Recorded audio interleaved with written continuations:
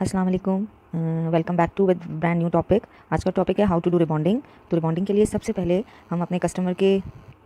हम सबसे पहले कस्टमर के हेयर टेक्सचर को देखेंगे कि हेयर टेक्सचर कैसा है। हमारी कस्टमर का हेयर बहुत हेल्दी है, अच्छा हेयर है, इसका मतलब फ़ाइन हेयर है, वीक नहीं है। तो इसके लिए हम बहुत इजीली इन पर काम कर सकते हैं। ये समझे आप एक नॉर्मल हेयर पर मैं रिबॉन्डिंग कर रही हूँ। सबसे पहले प्रोटेक्शन के लिए, क्योंकि रिबॉन्डिंग, एक्सटेंसो, ये रिलैक्सिंग या जो भी ये हम ट्रीटमेंट करते हैं, इनके प्रोडक्ट बड़े हार्मफुल होते हैं। तो सबसे पहले प्रोटेक्शन के लिए हम ग्लव्स पहन लेंगे और इसके बाद पतली पतली स्लाइसिंग लेकर, जिस तरह से आप देख रहे हो मैं स्लाइसिंग के साथ काम कर रही हूँ, स्लाइसिंग लेते लेते हम प्रोडक्ट को अप्लाई करेंगे। अच्छा, प्रोडक्ट बहुत ऐसा नहीं कि हम बहुत ज़्यादा लगा दें और हमारा कहीं कम कहीं ज़्यादा, इस तरह नहीं लगाना है। प्रोडक्ट इवन स्टार्ट से ऊपर से लेकर एंड तक बिल्कुल एक ही उस पर लगेगा, मतलब एक ही टेक्सचर होना चाहिए प्रोडक्ट का, कहीं ज़्यादा कहीं कम ना नहीं हो, ताकि हमारा जो बालों का बॉन्ड टूटे वो एक साथ टूटे। ऐसा ना हो कहीं ज़्यादा लग जाए और हमारा बाल वहाँ से झड़ जाए। ठीक है, और इस बात की बहुत एहतियात करनी है कि हमें रूट्स पर प्रोडक्ट को नहीं लगाना है। आप जैसे कि वीडियो में देख रहे होंगे कि मैंने रूट्स का हिस्सा छोड़ दिया है, ऑलमोस्ट हाफ इंच तक आप छोड़ देंगे ताकि हमारा रूट सेफ रहे। ठीक है, और इसी तरह से पूरे सर पर हम को अप्लाई करेंगे और बहुत अच्छी तरह से हर बाल पे बराबर प्रोडक्ट लगाएंगे। अच्छा, रिबॉन्डिंग की जो क्रीम है उसका ये है कि उसकी नंबर 1 जो प्रोडक्ट है वो हमेशा पहले लगती है, नंबर 2 जो होता है वो उसका फिक्सर होता है। ठीक है, सेकंड पार्ट भी हम इसी तरह लेंगे, फिर हम थर्ड पार्ट लेंगे और हम फोर्थ पार्ट लेंगे।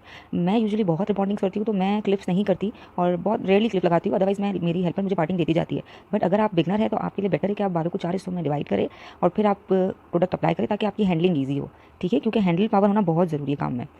ओके, और ये स्मूथली लगाते जाना है। ऐसा नहीं है कि हमने एक पार्ट लगा दिया फिर हम 10 मिनट बैठ गए फिर हमने दूसरा पार्ट लगाया, नहीं, हम ये नहीं कर सकते, क्योंकि प्रोडक्ट बालों पे लगते ही इसका काम स्टार्ट हो जाता है, ये अपने प्रोसेसिंग पीरियड में चला जाता है।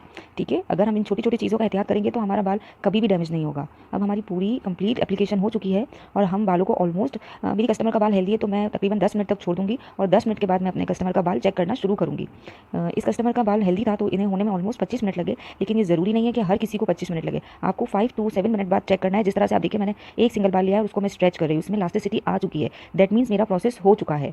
ठीक है, मैं 2-3 जगह से अलग अलग एरिया से, क्योंकि हमने एक साथ एप्लीकेशन नहीं किया था, स्टार्ट लिया था एक पार्ट, दूसरा पार्ट, तीसरा पार्ट और फिर चौथा पार्ट, तो मैं 2-3 जगह से उठा के देखूंगी कि मेरे हर जगह के बालों पे इलास्टिसिटी आ चुकी है या नहीं आ चुकी है। अगर मेरे चारों पार्ट में इलास्टिसिटी आ चुकी है तो दैट मीन्स मेरा काम हो चुका है और मैं इनको बाल वॉश कराने के लिए शैम्पू यूनिट पे ले जाऊंगी। ठीक है, और बाल वॉश मुझे सिर्फ वार्म वाटर से कराना है, ना बहुत ठंडा पानी ना बहुत गर्म पानी, और मुझे किसी चीज़ की कोई एप्लीकेशन नहीं करनी। और वॉश करा के हमने 100% ड्राई करेंगे बालों को, अच्छी तरह से एक एक बाल को ड्राई करना है, मतलब बिल्कुल गीला नहीं छोड़ना है। लोग ये कहते हैं कि हम गीले बाल पे आयरन करें, इससे ये नुकसान होता है कि तो बाल जलने का खतरा होता है, दूसरा हमारा आयरन खराब हो जाता है।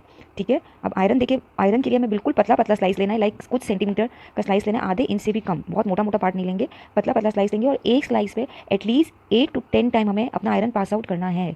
और आयरन याद रहे, प्रोफेशनल होना बहुत ज़रूरी है, क्योंकि रिबॉन्डिंग, रिलैक्सिंग, केराटिन, एक्सटेंसो, ये जितने भी ट्रीटमेंट्स हैं इनमें जितना काम प्रोडक्ट का है उतना ही काम आयरन का भी है। ऐसा ना हो कि मैं कोई मार्केट से 1000-2000 वाला आयरन ले लूँ और 5-6 हज़ार का क्रीम ले लूँ और मैं ये सोचूँ मेरा काम हो जाएगा, तो नहीं, आपका काम बिल्कुल भी नहीं होगा। जिस तरह प्रोडक्ट अच्छा होना ज़रूरी है, इसी तरह आयरन का भी प्रोफेशनल होना बहुत ज़रूरी है। अब आयरन कंप्लीट होने के बाद मैं सेकंड क्रीम अप्लाई कर रही हूँ, ये फिक्सर होता है, ये जो हमने आयरन किया अपने बालों को इसको फिक्स कर देगा। ठीक है, जिस तरह से मैंने फर्स्ट एप्लीकेशन किया था सेम उसी तरह से मैं ये सेकंड एप्लीकेशन करूँगी अपने बालों को, एक पार्ट, दूसरा पार्ट, तीसरा पार्ट और चौथा पार्ट, और सेम स्लाइसिंग टेक्निक लेती जाऊँगी और अप्लाई करती जाऊँगी। ठीक है, और ये प्रोडक्ट अगर रूट के थोड़ा करीब लग भी जाता है तो कोई इशू नहीं है, क्योंकि ये हार्मफुल प्रोडक्ट नहीं है। ठीक है, और दूसरा ये कि सेकंड क्रीम जो है ये हमें जितना टाइम हमने अपनी फर्स्ट क्रीम दिया है इसका हाफ टाइम रखना है। लाइक अगर मेरी क्लाइंट के बालों का बॉन्ड 10 मिनट में टूटा है तो मैं इसको 5 मिनट रखूंगी अप्लाई के बाद। ओके, और अगर मेरी क्लाइंट के बाल का बॉन्ड 25 मिनट में टूटा है तो मैं 12 मिनट रखूंगी। ये ड्यूरेशन आपको याद रखना है, क्योंकि ये चीज़ें हर किसी के बालों के अकॉर्डिंग होती है। ठीक है, और जब मेरी क्लाइंट का ये टाइम पूरा हो गया तो मैंने इसे अगेन वॉश कराया सादे वार्म वाटर से, फिर इसके ऊपर किसी भी अच्छी कंपनी का आप केराटिन मास्क लेंगे, उसे अप्लाई कर देंगे, वो आप शैम्पू यूनिट पे ही कर सकते हैं, और 5 to 7 मिनट के लिए छोड़ देंगे बालों को। ठीक है, और फिर उसे अगेन सादे पानी से वॉश आउट करके ड्राई करेंगे और आपके कस्टमर का बाल ऑलमोस्ट तकरीबन बॉन्ड टूट के रेडी है। ठीक है, ये रिजल्ट है हमारी कस्टमर का, आप देख सकते हैं। इनका बिफोर का लुक भी मैंने पहले लगाया था और ये इनके आफ्टर के बाल है। ठीक है, होप उम्मीद करती हूँ कि आपको चीज़ें समझ आ गई होगी। बहुत शुक्रिया, जज़ाकल्लाह, अल्लाह हाफ़िज़।